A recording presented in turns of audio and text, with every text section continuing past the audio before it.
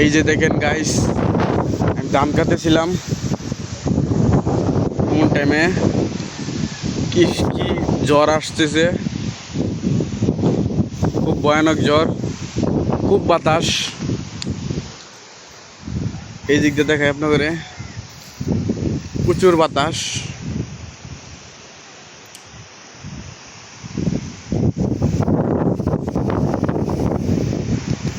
বৃষ্টি আসছে না, শুধু বাতাসই,